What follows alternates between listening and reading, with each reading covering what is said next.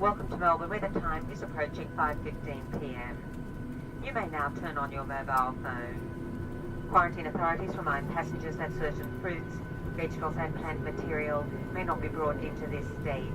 These items should be placed in the bins located in the airport. Quarantine detector dogs also operate in some airports.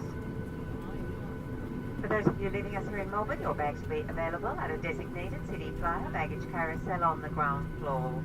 Please check the screens in the arrivals hall for your carousel number.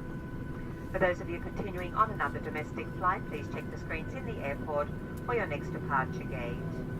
For those of you joining an international flight, please make your way to the upper level of the international terminal for your departure. For Jetstar flights, you will need to collect your bags and proceed to Jetstar check-in. Take care in opening lockers as bags may have moved during the flight. Once the seatbelt sign is off, you'll be leaving through the forward door. Before you leave, remember to check your seat and seat pocket for any personal items. Smoking is not permitted whilst disembarking and throughout the airport. Although we're on the ground, we still want to make sure you are safe, so please remain seated with your seatbelt fastened until Captain Breeze turns off the seatbelt sign.